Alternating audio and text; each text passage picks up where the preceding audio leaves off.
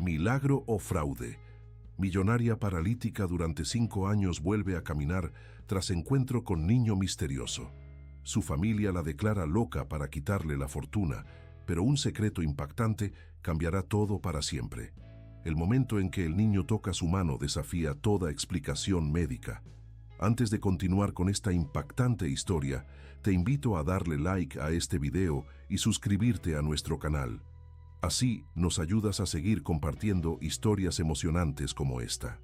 No olvides comentar desde qué ciudad nos estás viendo. Me encanta saber que mis historias llegan a tantos lugares diferentes. La tarde de domingo en el Jardín Cenea de Querétaro estaba bañada por un sol que doraba las piedras coloniales. Los vendedores de algodones de azúcar pregonaban su mercancía. Las familias paseaban tranquilamente y los ancianos conversaban en las bancas bajo la sombra de los laureles. Nada presagiaba que ese día cambiaría para siempre la vida de doña Carmen Velasco de Montero.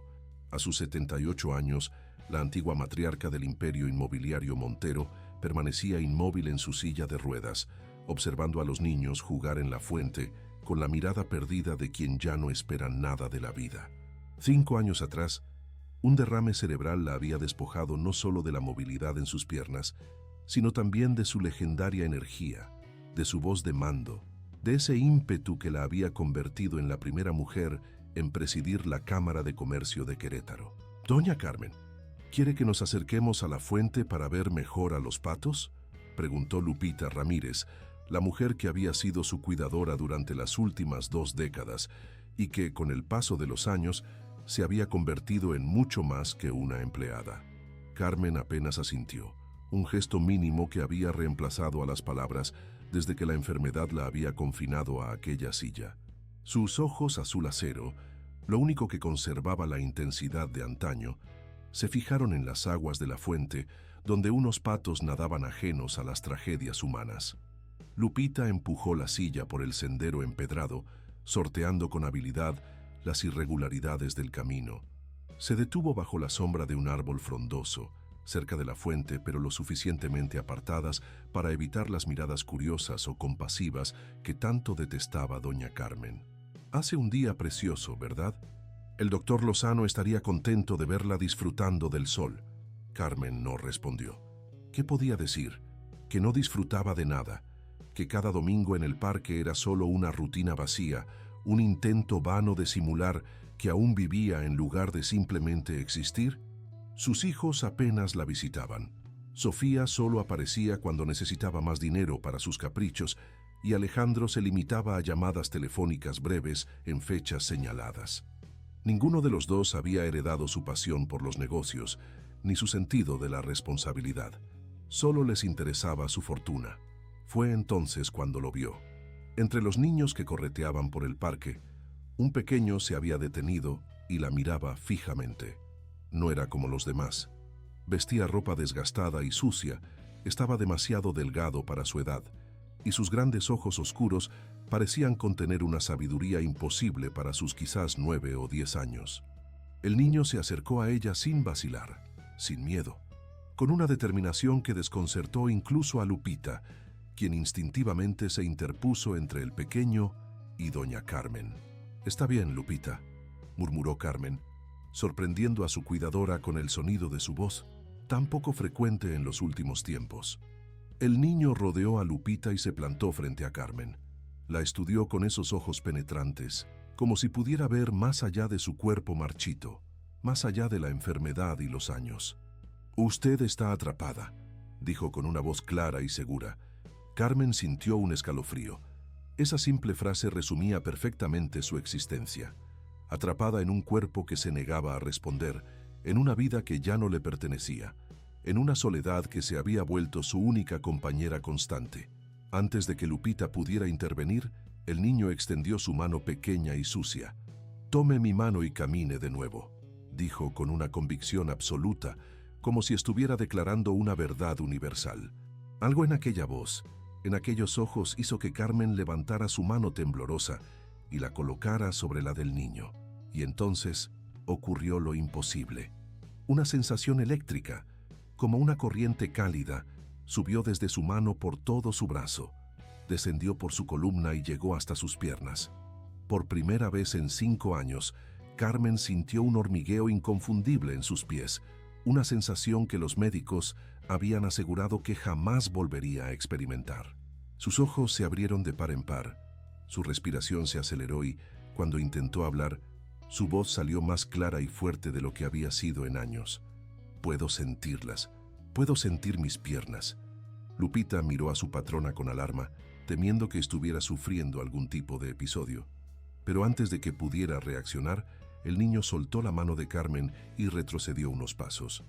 La luz estaba dormida, no apagada, dijo enigmáticamente. Ahora va a despertar poco a poco. Y sin decir más, se dio la vuelta y corrió, perdiéndose entre la multitud que disfrutaba del domingo en el parque, dejando a Carmen con una sensación que había olvidado: esperanza. «¡Espera! ¡Niño, espera!», gritó Lupita, dando unos pasos en la dirección en que había desaparecido, pero era demasiado tarde. Se volvió hacia Carmen, preocupada. «Doña Carmen, ¿está bien? ¿Qué pasó?» «Lupita», dijo Carmen con una claridad que dejó atónita a su cuidadora, «llévame a casa y llama al doctor Lozano. Algo extraordinario acaba de ocurrir». Mientras la silla de ruedas recorría el camino de regreso hacia el lujoso automóvil con chofer que las esperaba, Carmen no podía dejar de mirar sus piernas. El hormigueo continuaba, débil pero innegable, como un susurro de vida en miembros que todos, incluida ella misma, habían dado por muertos. «Tenemos que encontrar a ese niño, Lupita», dijo con una determinación que no había mostrado en años. «Tenemos que encontrarlo a toda costa». Lo que Carmen no podía saber en ese momento era que su búsqueda desencadenaría una tormenta familiar que amenazaría no solo su recién descubierta esperanza, sino también su fortuna, su libertad y la vida misma del misterioso niño que, de alguna manera inexplicable, había reavivado la chispa en sus piernas y en su espíritu. La mansión Montero, una impresionante construcción colonial en el exclusivo barrio de El Campanario, se convirtió en un centro de actividad frenética durante las semanas siguientes. El doctor Miguel Lozano, neurólogo de renombre que había atendido a doña Carmen desde su derrame, visitaba la casa casi diariamente, incrédulo ante los cambios que estaba presenciando. «Es simplemente inexplicable», murmuró mientras examinaba las piernas de Carmen, verificando los reflejos que gradualmente volvían a responder. Después de 5 años de parálisis completa, los nervios no deberían estar regenerándose a esta velocidad. Va contra todo lo que sabemos sobre la neurología. Carmen, sentada en el borde de su cama, observaba al médico con una mezcla de satisfacción y urgencia. «¿Pero me recuperaré completamente? ¿Volveré a caminar?» El doctor Lozano se quitó los anteojos y los limpió meticulosamente con un pañuelo, ganando tiempo para elegir sus palabras. «Doña Carmen, lo que estamos viendo ya es un milagro médico. No quiero crear falsas expectativas, pero si la recuperación continúa a este ritmo, sí, es posible que vuelva a caminar, al menos con ayuda». La habitación, decorada con antigüedades familiares y obras de arte colonial, pareció iluminarse con la sonrisa de Carmen, una sonrisa que Lupita no había visto en años. «Lo sabía», dijo Carmen con fervor. «Ese niño, él lo sabía». El médico y Lupita intercambiaron miradas preocupadas. Desde el encuentro en el parque, Carmen no había dejado de hablar del misterioso niño, atribuyéndole poderes casi milagrosos. «Doña Carmen», comenzó el médico con cautela, «entiendo que ese encuentro fue significativo para usted, pero debemos considerar explicaciones científicas. Quizás su sistema nervioso estaba en un proceso de regeneración natural que coincidió con...» «No», lo interrumpió Carmen con la autoridad que había caracterizado toda su vida empresarial. «No fue coincidencia. Sentí algo cuando tocó mi mano, como una corriente eléctrica, y él sabía exactamente lo que estaba haciendo». El doctor Lozano suspiró. No tenía sentido discutir. En sus 40 años de práctica médica, había aprendido que algunos pacientes necesitaban aferrarse a explicaciones espirituales o místicas para dar sentido a su recuperación. Y si esa creencia ayudaba a Carmen en su rehabilitación, ¿quién era él para contradecirla? «Bien, seguiremos con el programa de fisioterapia intensiva. He contactado a la mejor especialista de Querétaro. Comenzará mañana mismo. Cuando el médico se marchó, Carmen se volvió hacia Lupita, quien ordenaba discretamente la habitación. ¿Alguna noticia del investigador? Lupita negó con la cabeza. Nada concreto, doña Carmen. El señor Mendoza ha estado buscando en los albergues, orfanatos y zonas donde suelen reunirse niños en situación de calle.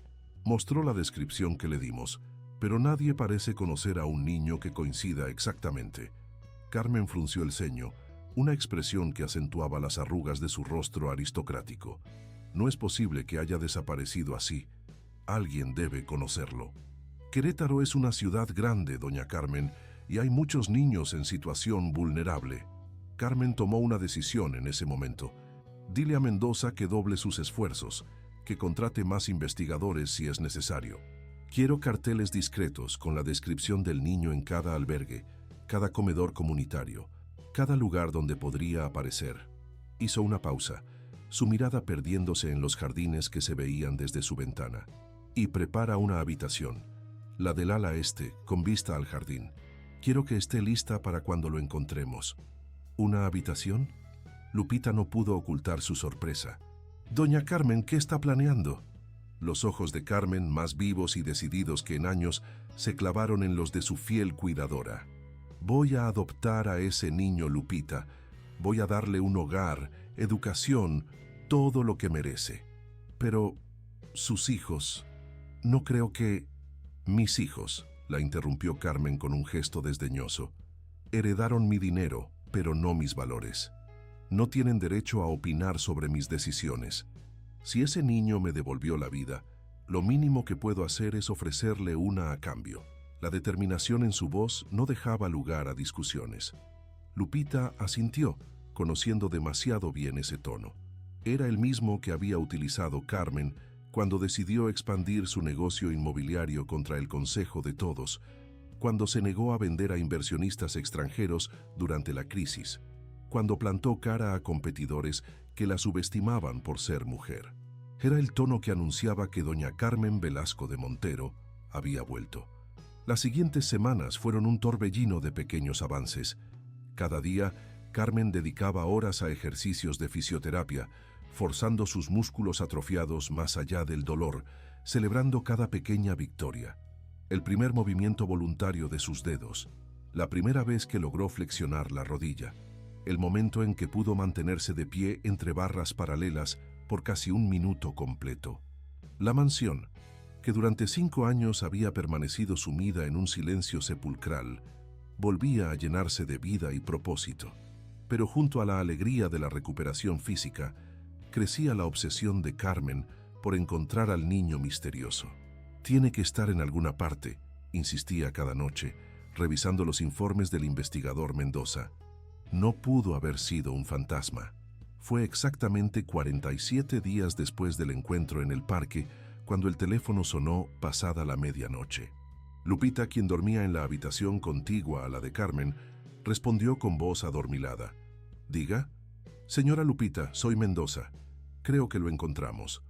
El sueño se evaporó instantáneamente. «¿Dónde?» «En el Hospital General.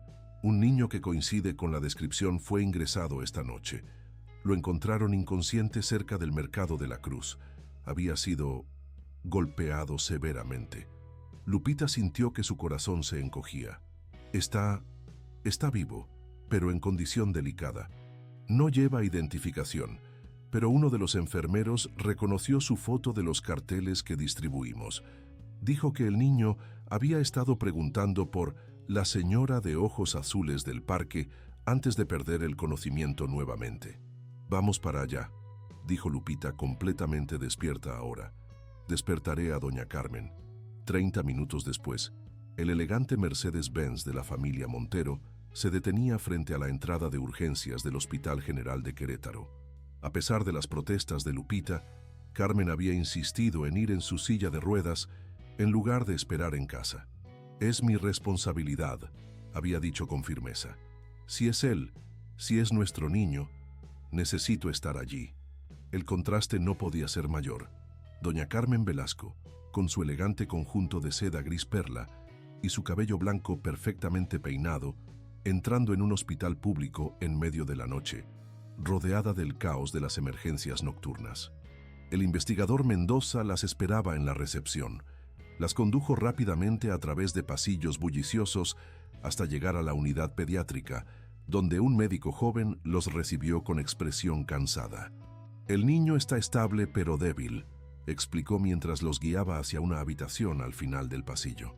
«Tiene múltiples contusiones, 2 costillas fracturadas y una conmoción cerebral. Pero lo más preocupante es su estado general. Está severamente desnutrido y muestra signos de maltrato crónico». Carmen apretó los puños sobre su regazo, sintiendo una ira que no había experimentado en años. «¿Quién le hizo esto?», exigió saber. «No lo sabemos con certeza. Unos comerciantes lo encontraron detrás del mercado. Por su condición, sospechamos que vive en la calle y posiblemente fue atacado por otros indigentes o por pandilleros». Cuando finalmente entraron en la habitación, Carmen contuvo la respiración. Allí, en una cama que parecía demasiado grande para su pequeño cuerpo, yacía un niño conectado a monitores y sueros intravenosos. Su rostro, parcialmente cubierto por gasas, estaba hinchado y amoratado. Pero esos ojos profundos y antiguos que ahora se abrían lentamente, eran inconfundibles.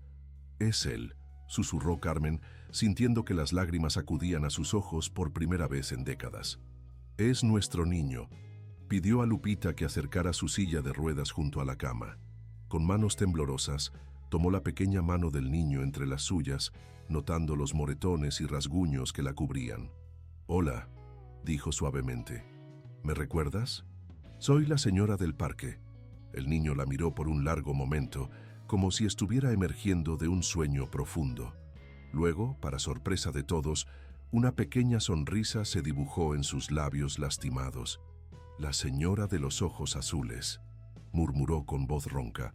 «Está caminando hacia la luz». Carmen sintió que algo se rompía dentro de ella, una presa de emociones contenidas durante demasiado tiempo. «Gracias a ti», respondió, apretando suavemente su mano. «Estoy recuperándome, tal como dijiste». «Lo sabía», dijo el niño, su voz apenas audible pero llena de certeza. «La luz estaba ahí, solo dormida».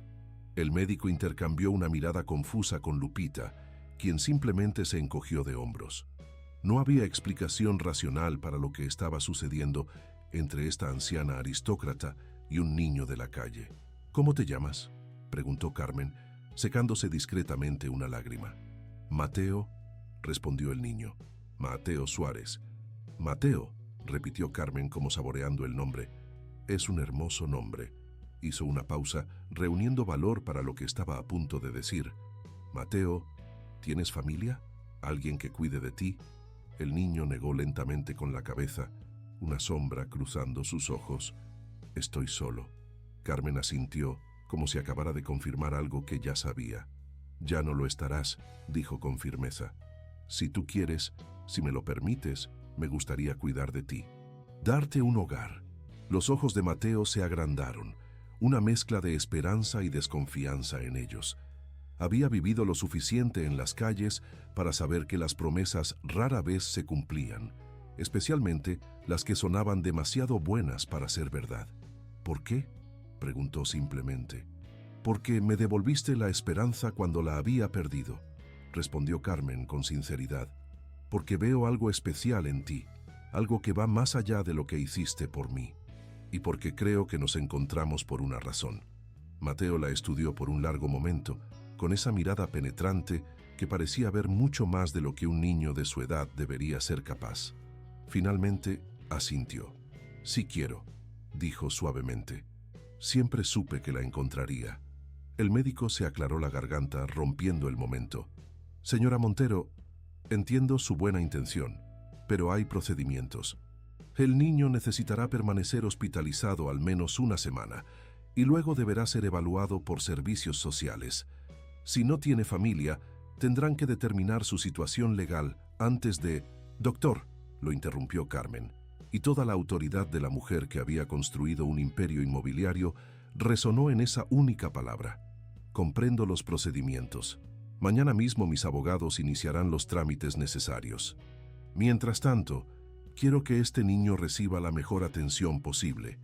Todos los gastos corren por mi cuenta y quiero una habitación privada con vigilancia las 24 horas. El médico parpadeó, sorprendido por la transformación de la anciana frágil en esta mujer de acero. Por supuesto, doña Carmen. Me encargaré personalmente. Cuando el médico salió, Carmen se volvió nuevamente hacia Mateo, cuya mirada comenzaba a nublarse por el cansancio y los analgésicos. «Descansa ahora», le dijo suavemente. «Estaré aquí cuando despiertes, y todos los días después de ese. Te lo prometo». Mientras Mateo se sumergía en un sueño reparador, Carmen observaba su rostro maltratado con una nueva resolución formándose en su interior. Este niño, que había aparecido de la nada para devolverle la vida, ahora se convertía en su nueva misión. Le daría todo lo que merecía: seguridad, educación, cariño, una familia. Lo que Carmen no podía imaginar en ese momento de profunda conexión era la tormenta que se avecinaba.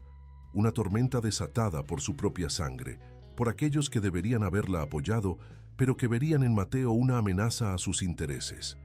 Una tormenta que pondría a prueba no solo su recuperación milagrosa, sino también su determinación, su intuición y su capacidad para proteger a quien ahora consideraba su protegido. Porque en los lujosos apartamentos de la zona dorada de Querétaro, los teléfonos ya comenzaban a sonar, llevando noticias que harían temblar los cimientos del Imperio Montero. La noticia de que doña Carmen Velasco no solo estaba recuperándose milagrosamente, sino que además planeaba adoptar a un niño de la calle, se propagó como fuego en la alta sociedad queretana. Las llamadas telefónicas, los mensajes discretos y los rumores apenas susurrados en reuniones exclusivas prepararon el terreno para lo inevitable: la confrontación familiar. 3 días después del encuentro en el hospital, mientras Mateo aún se recuperaba de sus heridas y Carmen dividía su tiempo entre las exigentes sesiones de fisioterapia y las visitas al niño, el mayordomo anunció la llegada de visitantes inesperados. «Doña Carmen, sus hijos están aquí». Carmen, sentada en la terraza donde practicaba sus ejercicios de movilidad, tensó visiblemente la mandíbula. «Hazlos pasar, Vicente, y por favor, trae café. Parece que lo necesitaremos». Sofía Montero de Dávila entró primero, como siempre. A sus 52 años mantenía la elegancia glacial que la había convertido en una figura recurrente de las revistas de sociedad. Su traje de diseñador impecable, sus joyas discretas pero costosísimas y su perfume francés creaban una imagen de perfección calculada. Tras ella, más cauteloso, venía Alejandro, quien a sus 48 años había perfeccionado el arte de pasar desapercibido a pesar de su altura y atractivo. «Mamá», saludó Sofía, acercándose para depositar un beso frío en la mejilla de Carmen. «Qué sorpresa verte tan activa». «Sofía, Alejandro», respondió Carmen, observándolos con la agudeza que siempre había caracterizado su mirada de empresaria. «Qué inusual visita. ¿Hace cuánto?» «4 meses que no pasabas por aquí, Sofía. ¿Y tú, Alejandro?» «¿6?» Alejandro tuvo la decencia de parecer avergonzado. «El trabajo ha sido absorbente, mamá. La expansión de los hoteles en Riviera Maya». «Por supuesto», lo interrumpió Carmen con un gesto displicente. «Siempre hay algo más importante, pero no creo que hayan venido hoy para disculparse por su ausencia. ¿A qué debo el honor?» Sofía tomó asiento frente a su madre, cruzando elegantemente las piernas. «Nos han llegado noticias preocupantes. Dicen que estás experimentando una recuperación inesperada». «¿Y eso es preocupante?», preguntó Carmen arqueando una ceja. «Pensaría que mis hijos estarían felices de saber que su madre podría volver a caminar». «Por supuesto que nos alegra», se apresuró a decir Alejandro, sentándose junto a su hermana. «Es solo que, bueno, los médicos siempre dijeron que era imposible. Y ahora, de repente, lo que mi hermano intenta decir», intervino Sofía con impaciencia, «es que estamos preocupados por la razón detrás de este milagro. Hemos escuchado rumores bastante inquietantes». Carmen mantuvo su expresión serena, aunque por dentro sentía crecer la indignación. «¿Qué clase de rumores?». Que un niño de la calle te curó con un simple toque, dijo Sofía, sin molestarse en ocultar su escepticismo, y que ahora planeas adoptarlo. No son rumores, confirmó Carmen, sosteniéndole la mirada a su hija. Es la verdad. Mateo, así se llama, hizo algo extraordinario por mí. Y sí, cuando se recupere iniciaré los trámites de adopción.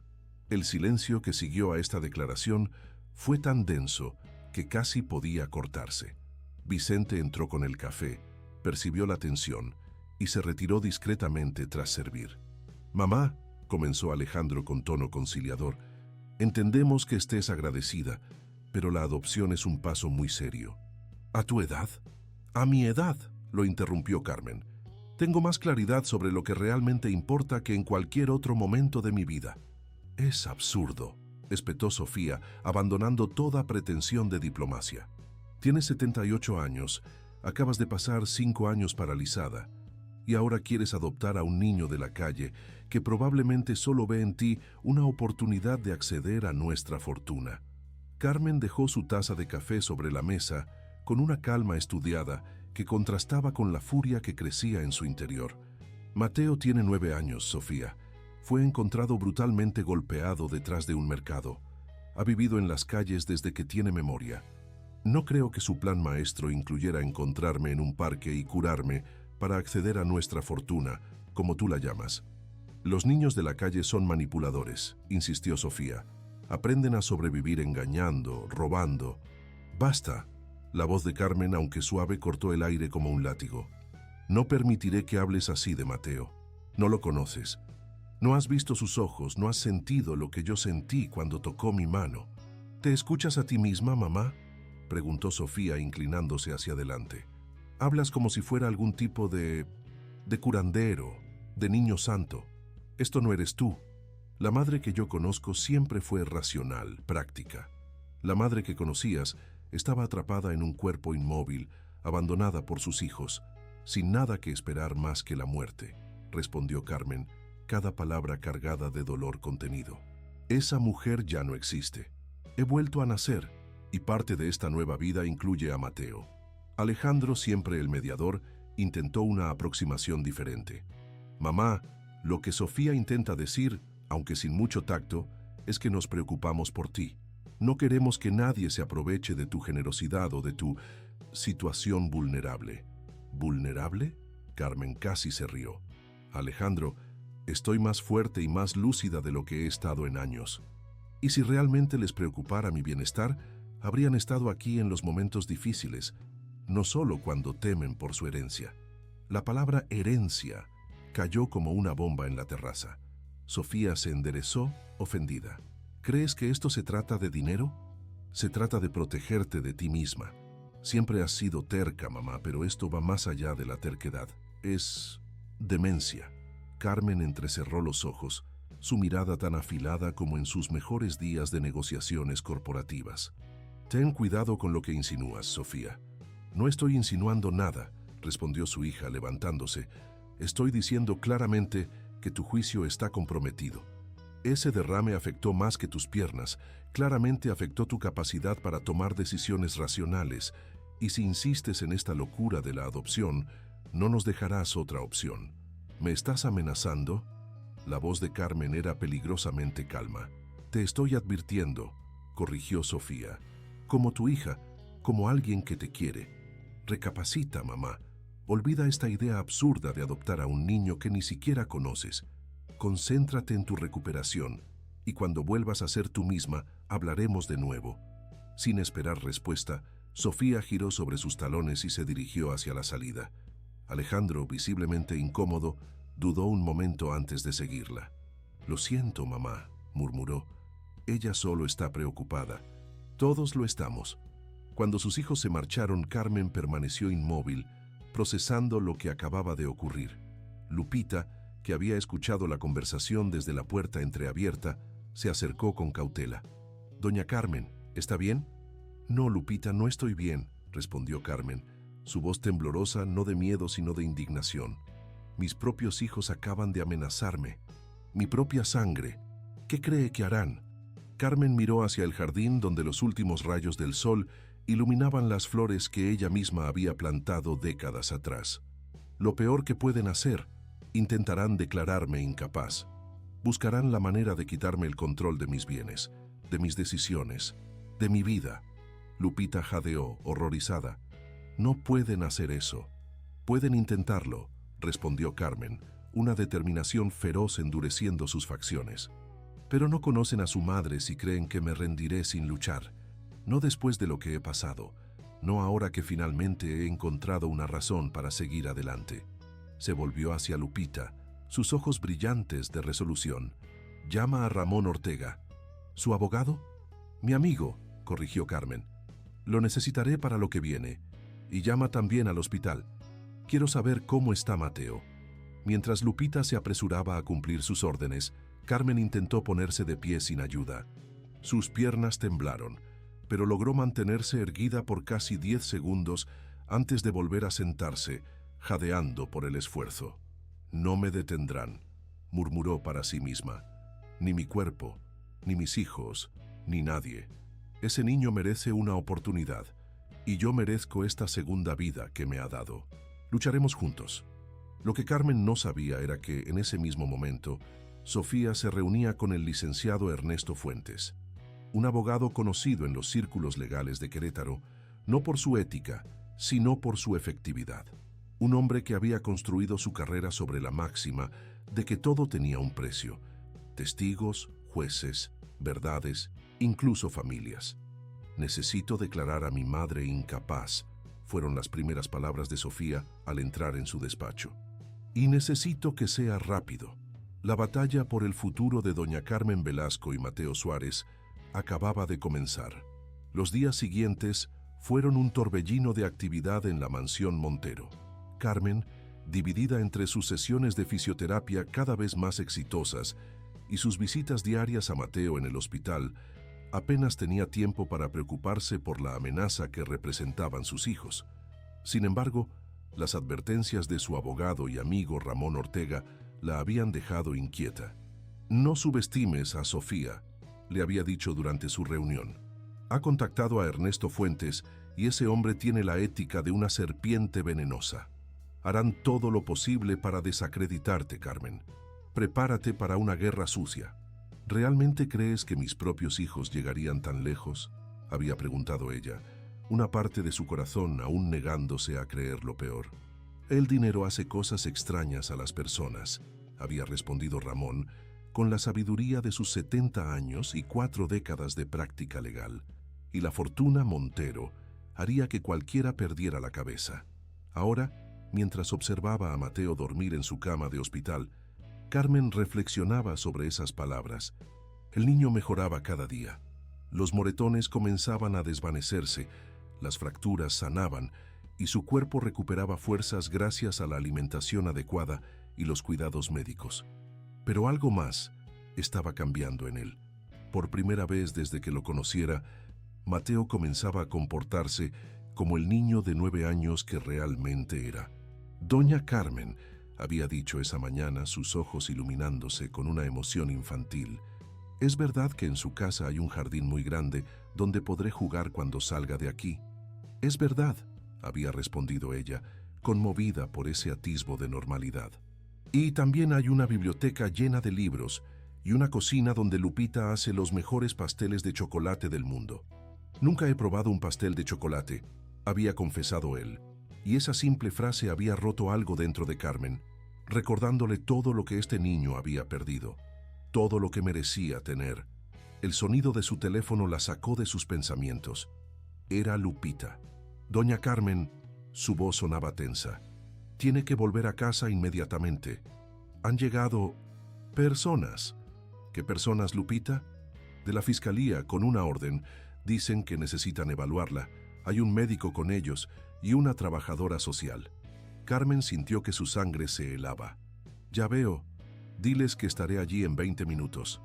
Miró a Mateo, que seguía durmiendo pacíficamente. Y llama a Ramón. Dile que es urgente. El viaje de regreso a la mansión fue el más largo que Carmen recordaba. Cuando finalmente llegó, encontró el elegante recibidor de mármol invadido por extraños. Un hombre de traje barato que se presentó como asistente del fiscal, una mujer de mediana edad con expresión severa que dijo ser psiquiatra forense, y una joven con carpeta y aspecto eficiente que se identificó como trabajadora social del Estado. Doña Carmen Velasco de Montero, comenzó el asistente del fiscal. Estamos aquí en respuesta a una denuncia formal presentada por sus hijos, Sofía y Alejandro Montero.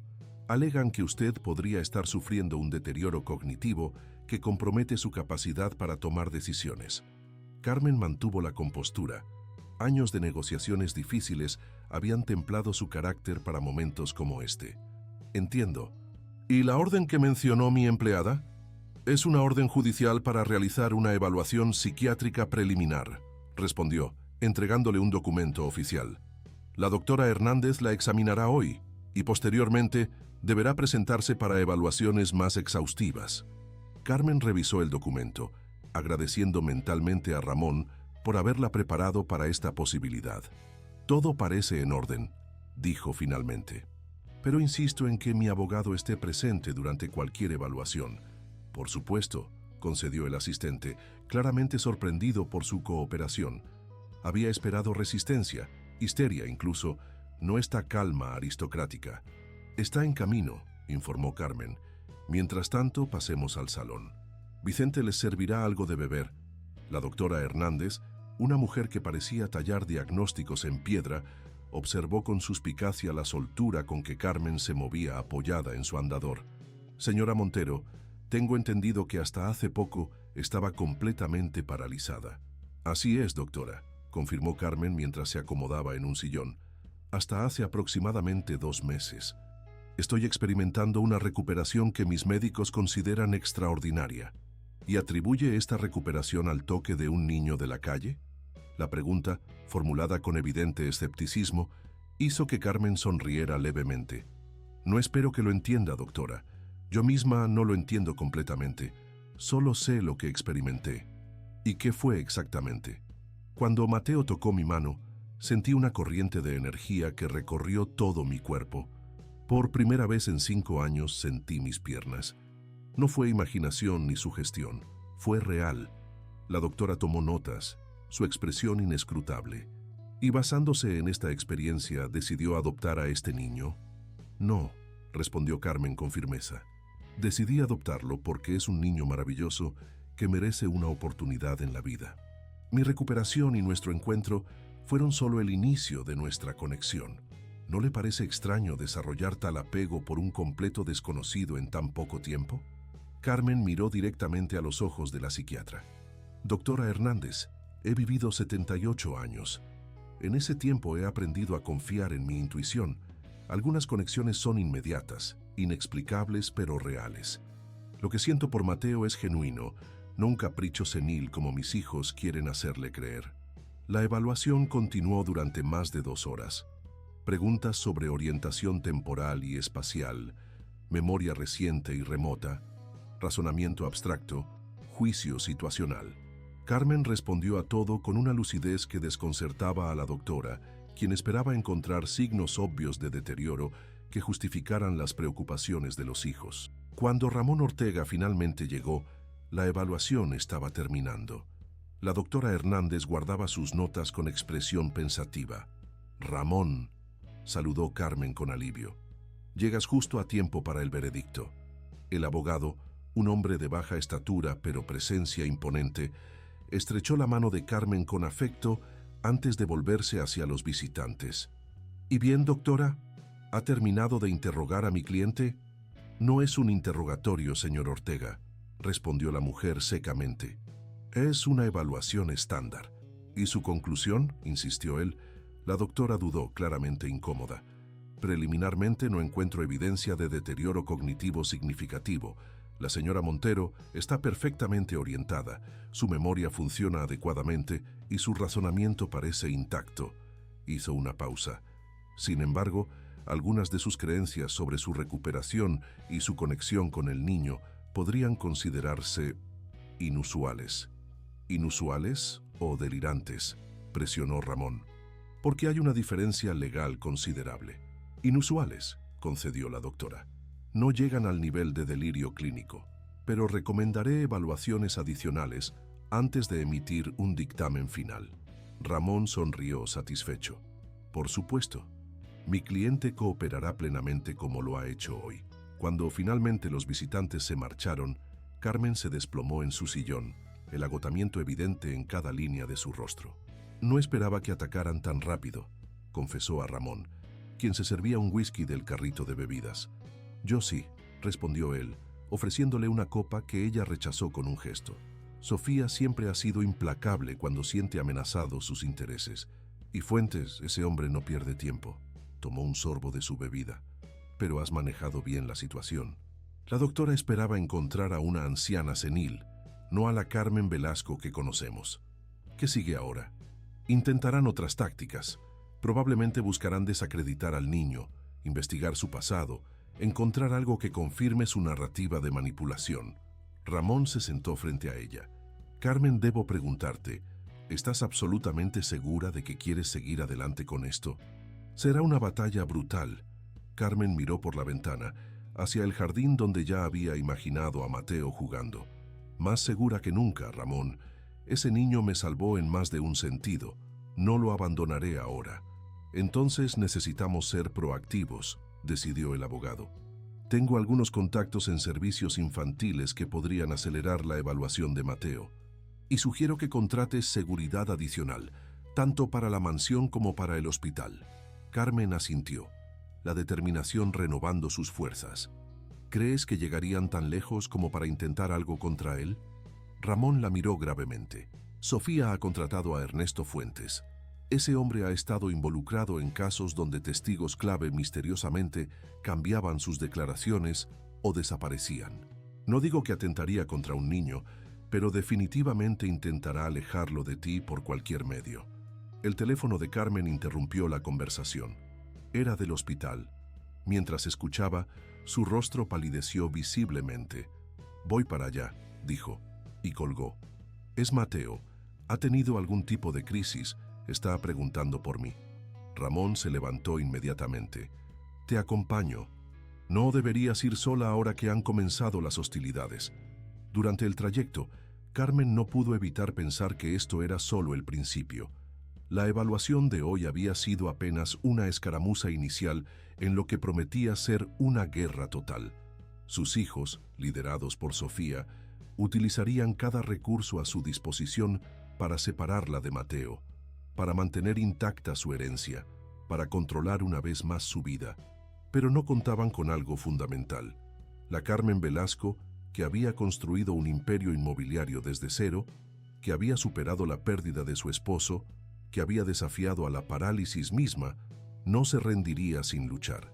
Y ahora tenía algo por lo que luchar que iba más allá de los negocios, más allá del dinero, más allá incluso de su propia recuperación.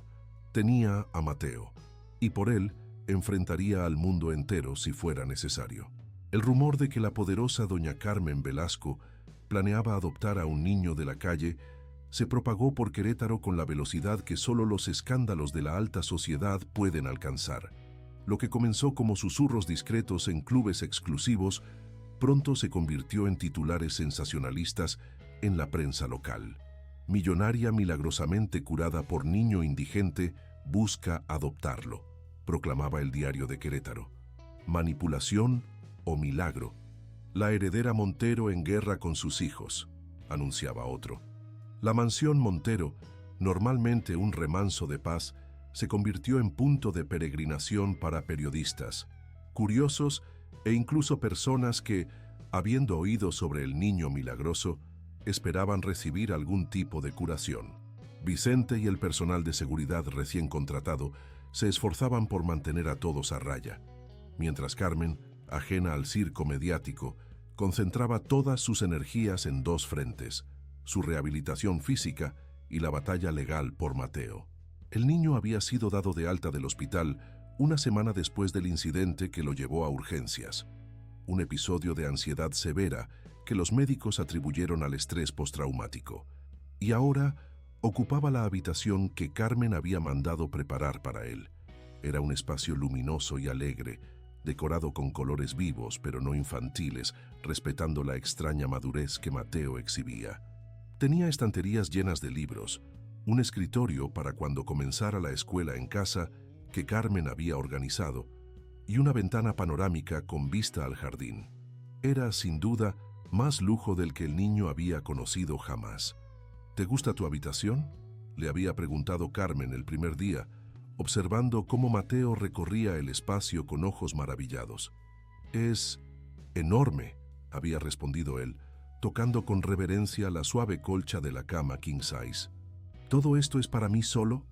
«Todo tuyo», había confirmado ella, conmovida por la incredulidad en su voz. «Y puedes decorarlo como quieras, añadir cosas, cambiar otras. Este es tu hogar ahora». Mateo la había mirado entonces con esos ojos antiguos que parecían contener sabiduría de varias vidas.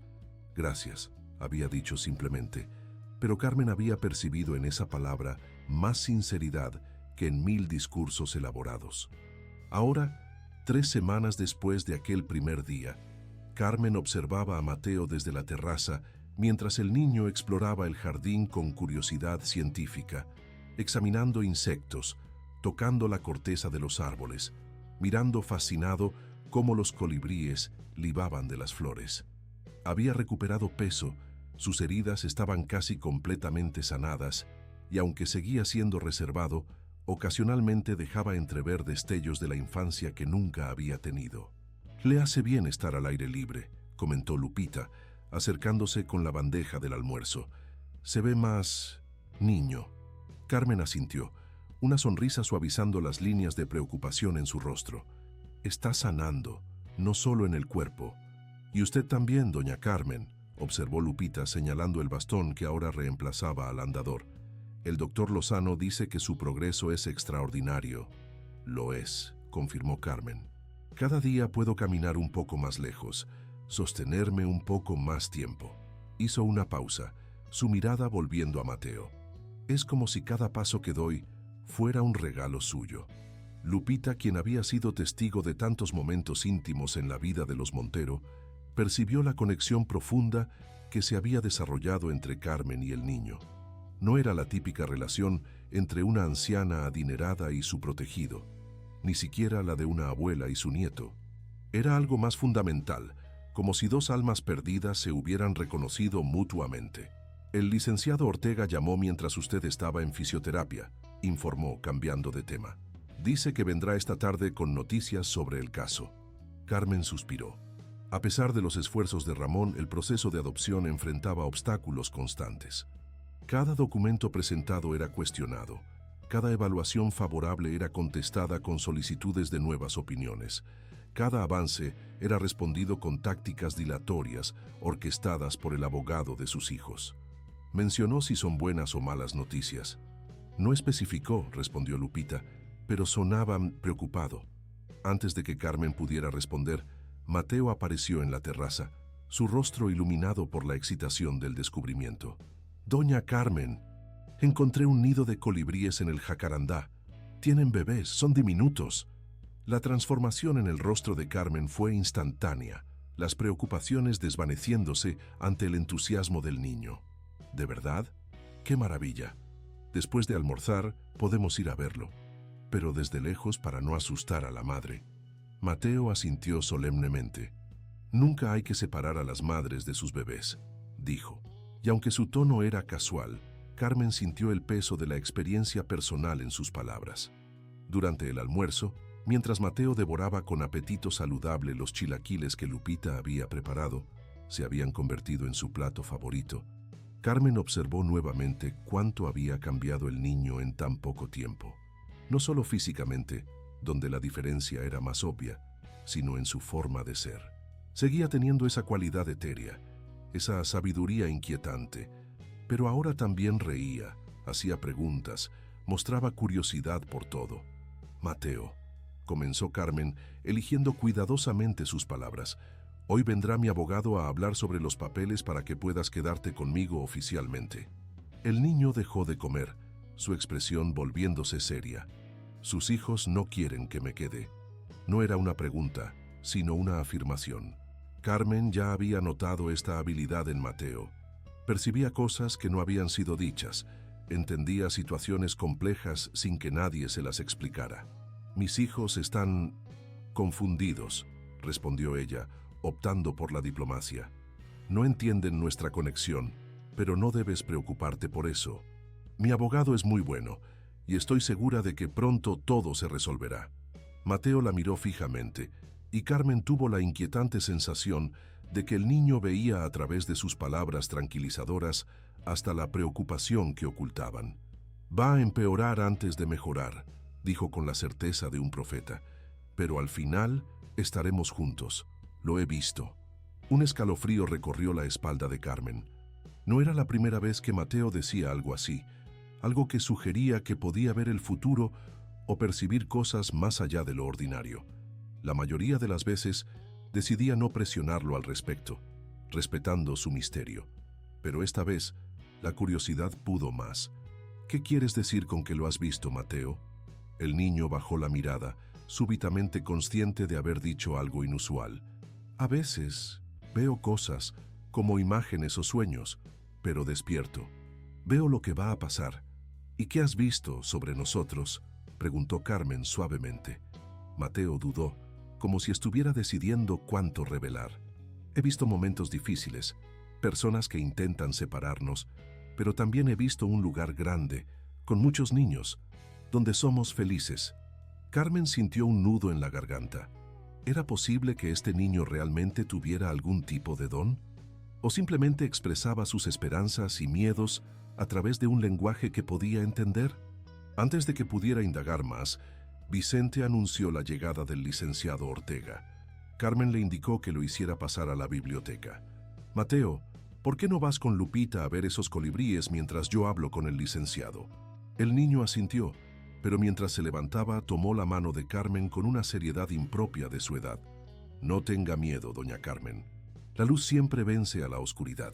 Con esas palabras enigmáticas, siguió a Lupita hacia el jardín, dejando a Carmen con una mezcla de asombro y aprensión. Ramón Ortega esperaba en la biblioteca, un espacio imponente con estanterías que llegaban hasta el techo y una chimenea de mármol que había sido testigo de innumerables reuniones familiares y de negocios.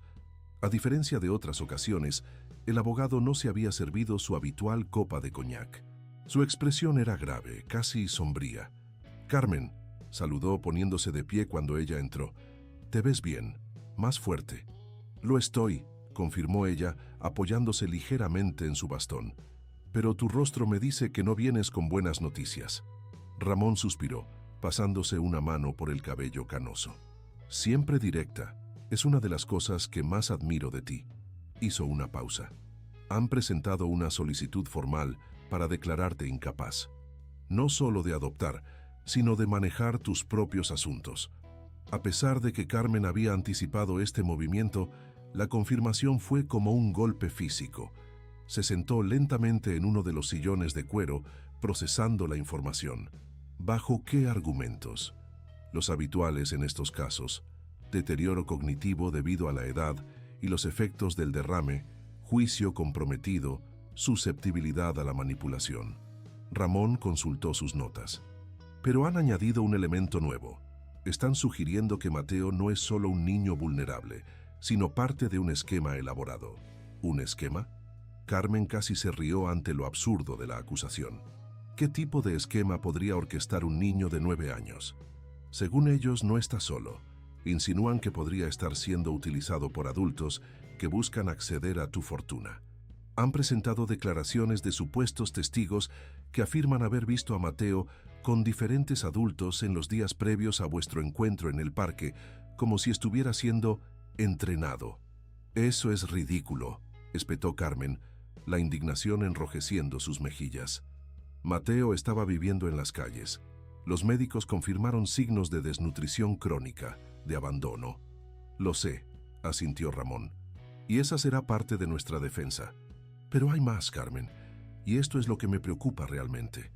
Han solicitado que Mateo sea temporalmente puesto bajo custodia estatal mientras se investigan estas acusaciones». Carmen se puso pálida. «Quieren quitármelo».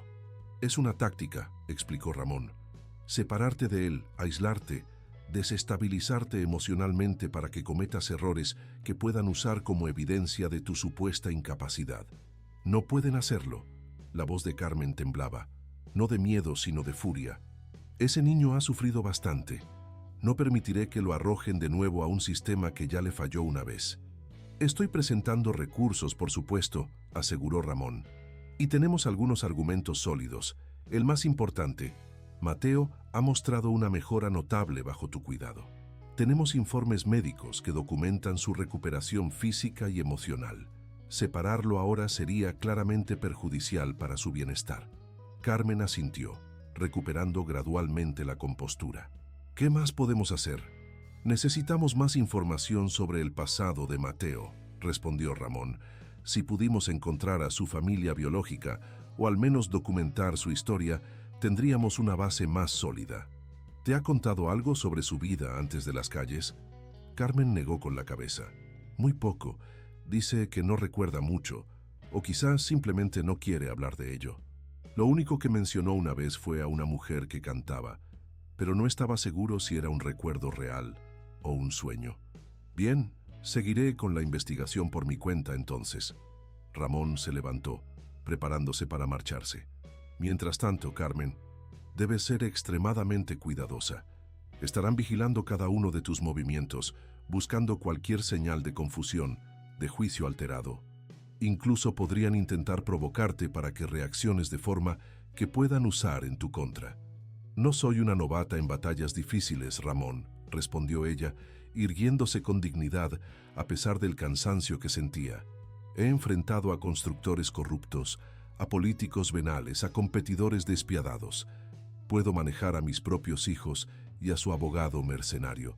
Ramón sonrió, reconociendo el espíritu indomable que había hecho de Carmen una leyenda en los negocios. Lo sé. Solo recuerda que esta vez la batalla no es solo por ti, sino también por Mateo. Cuando Ramón se marchó, Carmen permaneció en la biblioteca, mirando por la ventana hacia el jardín donde Mateo y Lupita observaban el nido de colibríes. Había algo en la gentileza con que el niño se inclinaba para mirar sin perturbar a las aves, en la concentración de su pequeño rostro que le recordó a Carmen por qué esta lucha valía la pena. No era solo por el milagro que Mateo había obrado en ella, ni por la conexión inexplicable que sentían. Era porque, en el poco tiempo que llevaban juntos, Carmen había llegado a querer a este niño como si fuera su propia sangre. Había despertado en ella un instinto protector que creía dormido desde que sus propios hijos habían crecido y se habían alejado, persiguiendo vidas que tenían poco que ver con los valores que ella había intentado inculcarles. «No te dejaré, Mateo», murmuró para sí misma. «Pase lo que pase, encontraremos la manera de permanecer juntos». Lo que Carmen no podía saber en ese momento era que muy pronto un descubrimiento asombroso cambiaría por completo las reglas del juego, revelando una conexión entre ella y Mateo que iba mucho más allá de su encuentro casual en el parque. Una conexión que sacudiría los cimientos de la familia Montero y desafiaría todo lo que creían saber sobre el destino y las coincidencias. El día que debía celebrarse la audiencia preliminar para determinar la custodia temporal de Mateo, amaneció con un cielo plomizo, inusual para Querétaro. Carmen, que apenas había dormido, observaba las nubes desde la ventana de su habitación, mientras Lupita la ayudaba a vestirse con un traje sastre azul marino que proyectaba exactamente la imagen que necesitaba. Dignidad, seriedad, autoridad. ¿Está nervioso, Mateo?, preguntó mientras Lupita cepillaba su cabello blanco, arreglándolo en el elegante moño que había sido su firma personal durante décadas. «Extrañamente no», respondió la cuidadora. «Cuando le llevé el desayuno estaba tranquilo, casi sereno. Dijo algo sobre que hoy es un día importante, pero no por las razones que todos creen». Carmen sonrió levemente. Esas frases enigmáticas de Mateo ya no la sorprendían. A veces parecía que el niño tenía acceso a información que los demás no podían percibir. «Quizás tiene razón», murmuró. «Este proceso legal es solo una parte de algo más grande que está ocurriendo». Lupita la miró a través del espejo, una pregunta no formulada en sus ojos. Sé que suena extraño, continuó Carmen, pero desde que Mateo llegó a nuestras vidas, siento como si estuviéramos siguiendo un camino que ya estaba trazado de alguna manera. Como si nuestro encuentro no fuera casualidad, sino destino.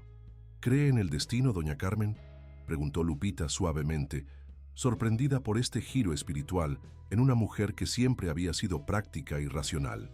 Antes no, confesó Carmen. Creía que cada persona forjaba su propio camino con decisiones y esfuerzo, pero ahora hizo una pausa, buscando las palabras. Ahora me pregunto si algunas almas están destinadas a encontrarse, a ayudarse mutuamente en momentos cruciales. Un golpe en la puerta interrumpió la conversación. Era Vicente, anunciando que el licenciado Ortega había llegado y que el auto esperaba para llevarlos al juzgado. En el recibidor, Ramón conversaba en voz baja con Mateo, quien escuchaba atentamente, asintiendo ocasionalmente. El niño vestía un traje a medida que Carmen había encargado específicamente para la ocasión, y el contraste entre su apariencia actual y el niño harapiento del parque era asombroso. Sin embargo, sus ojos seguían siendo los mismos, profundos, sabios, demasiado viejos para su rostro infantil. «Buenos días», saludó Carmen descendiendo las escaleras con cuidado, apoyada en su bastón. «Veo que todos estamos listos». «Buenos días, Carmen», respondió Ramón, visiblemente tenso a pesar de su sonrisa profesional. Estaba explicándole a Mateo lo que puede esperar hoy. Es importante que entienda que, pase lo que pase en la audiencia, seguiremos luchando. Carmen se acercó a Mateo, arrodillándose con esfuerzo hasta quedar a su altura. «Mateo, quiero que sepas que, sin importar lo que diga el juez hoy, tú y yo seguimos siendo familia. Nadie puede cambiar eso». El niño la miró con esa intensidad característica suya. «No se preocupe, doña Carmen. Hoy van a pasar cosas importantes, pero no son las que todos esperan». Carmen y Ramón intercambiaron miradas. La seguridad con que Mateo hacía estas declaraciones era desconcertante. «¿Qué cosas, Mateo?», preguntó Carmen suavemente. «La verdad», respondió él simplemente. «Hoy la verdad empezará a salir». Antes de que pudieran indagar más, Vicente anunció que un segundo auto había llegado. Era el investigador privado que Ramón había contratado para buscar información sobre el pasado de Mateo. «Licenciado Ortega», dijo el hombre, un ex policía llamado Jiménez, «necesito hablar con usted urgentemente, en privado». Ramón frunció el ceño. «Estamos a punto de salir para el juzgado». «Es sobre el caso», insistió Jiménez. «Información que podría cambiarlo todo». Ramón dudó un momento, luego asintió. «Bien, Carmen, ¿podemos usar tu despacho un momento?». Carmen accedió, intrigada pero también ansiosa. Cualquier retraso podría ser interpretado negativamente por el juez.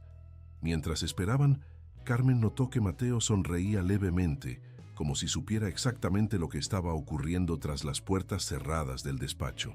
«¿Sabes algo que nosotros no, Mateo?», preguntó, medio en broma, medio en serio.